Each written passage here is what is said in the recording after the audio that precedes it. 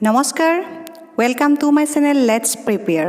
আমি আজি অসম জাতৰ চিলেবাছ অনুসৰি গণিতৰ এটা বিষয় আপোনালোকৰ লগত আলোচনা কৰিব লৈছোঁ আৰু সেইটো হৈছে সংজ্ঞা, নাম্বাৰছ। নাম্বাৰছনো কি?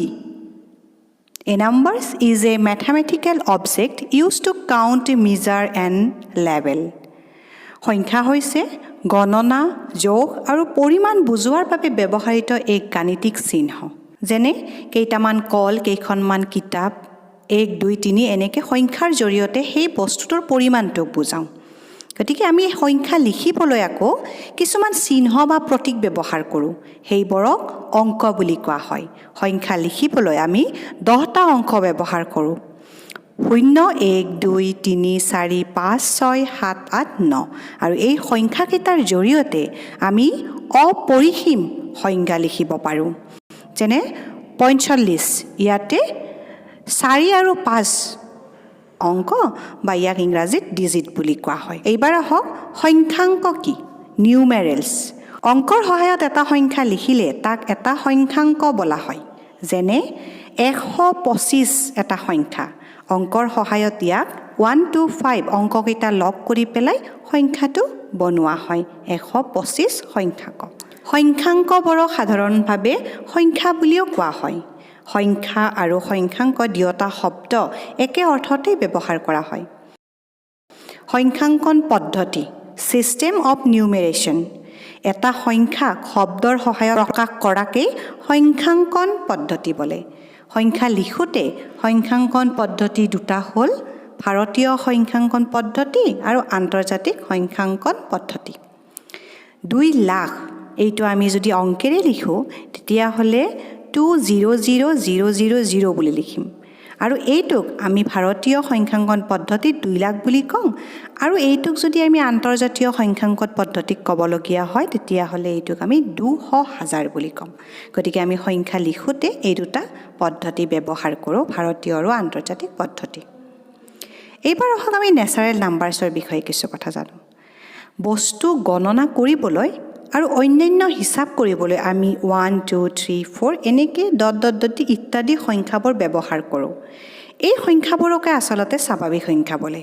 আটাইতকৈ সৰু স্বাভাৱিক সংখ্যাটো হ'ল 1 আৰু মষ্ট ইম্পৰ্টেণ্ট থিং ইজ স্বাভাৱিক সংখ্যাৰ শেষ নাই, অৰ্থাৎ আটাইতকৈ ডাঙৰ স্বাভাৱিক সংখ্যাটো নিৰ্ণয় কৰিব নোৱাৰি। মন কৰিবলগীয়া কথাকেইটা হ'ল প্ৰতিটো স্বাভাৱিক সংখ্যাৰে একোটা পৰৱৰ্তী স্বাভাৱিক সংখ্যা থাকে। 1ৰ পিছত 2, 2ৰ পিছত 3, 3ৰ পিছত 4 এনেকৈ গৈ গৈ অসীম লিখিব পাৰোঁ। ইয়াৰ পিছত 1ৰ বাহিৰে আন সকলো স্বাভাৱিক সংখ্যাৰে একোটা পূৰ্বৱৰ্তী স্বাভাৱিক সংখ্যা থাকে। 2ৰ পূৰ্বৱৰ্তী 1, 3ৰ পূৰ্বৱৰ্তী 2, 4ৰ পূৰ্বৱৰ্তী সংখ্যা 3 এনেকৈ আমি স্বাভাৱিক সংখ্যাৰ 1ৰ বাহিৰে আন সকলোৰে পূৰ্বৱৰ্তী সংখ্যা পাওঁ। স্বাভাৱিক সংখ্যাবোৰ লিখি শেষ কৰিব নোৱাৰি। স্বাভাৱিক সংখ্যাৰ সংখ্যা অসীম আৰু আটাইতকৈ মন কৰিবলগীয়া কথাটো হ'ল 0 সংখ্যাটো স্বাভাৱিক সংখ্যা নহয়। এইবাৰ আহক আমি হোল নাম্বাৰছ, পূৰ্ণ সংখ্যাৰ বিষয়ে কিছু কথা জানি লওঁ। 0কে ধৰি আচলতে আটাইবোৰ স্বাভাৱিক সংখ্যাক একেলগে পূৰ্ণ সংখ্যা বোলা হয়। আমি স্বাভাৱিক সংখ্যা কোনবিলাক ইতিমধ্যে আলোচনা কৰিলোৱে। 1ৰ পৰা অপৰিসীমভাৱে আমি স্বাভাৱিক সংখ্যা লিখিব পাৰোঁ।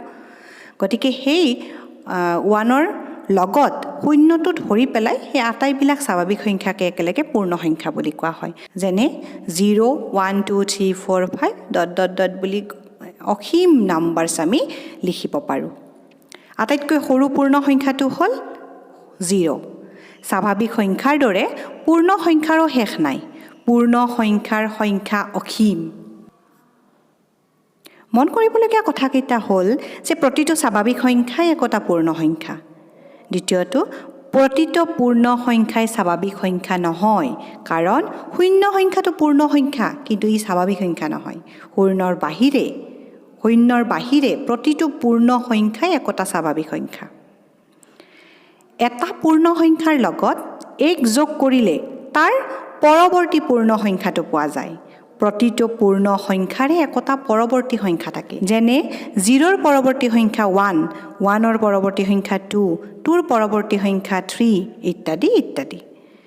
ইয়াৰ পিছত এটা পূৰ্ণ সংখ্যাৰ পৰা 1 বিয়োগ কৰিলে তাৰ পূৰ্বৱৰ্তী সংখ্যাটো পোৱা যায় যেনে 1ৰ পূৰ্বৱৰ্তী সংখ্যাটো 0 2ৰ পূৰ্বৱৰ্তী সংখ্যাটো 1 3ৰ পূৰ্বৱৰ্তী সংখ্যাটো 2 ইত্যাদি ইত্যাদি 0ৰ পূৰ্বৱৰ্তী সংখ্যাটো পূৰ্ণ সংখ্যা নহয় 0ৰ বাহিৰে আন প্ৰতিটো পূৰ্ণ সংখ্যাৰ পূৰ্বৱৰ্তী সংখ্যাটো এটা পূৰ্ণ সংখ্যাই হয় গতিকে আজিৰ এই ভিডিঅ'টোত আমি হোল নাম্বাৰছ আৰু নেচাৰেল নাম্বাৰছৰ বিষয়ে কিছু কথা জানিলোঁ আই হোপ এইখিনি আপোনালোকৰ কাৰণে হেল্পফুল হ'ব আগলৈ মই আপোনালোকৰ সৈতে মোৰ ভিডিঅ'বিলাক শ্বেয়াৰ কৰি থাকিম গতিকে আজিৰ ভিডিঅ'টো যদি আপোনালোকৰ ভাল লাগিছে লাইক শ্বেয়াৰ আৰু কমেণ্ট কৰিব আৰু মোৰ ভিডিঅ'ত নতুনকৈ অহাসকলে মোৰ চেনেলটো ছাবস্ক্ৰাইব কৰি বেল আইকনটো প্ৰেছ কৰি দিব তো আজিলৈ ইমানেই ধন্যবাদ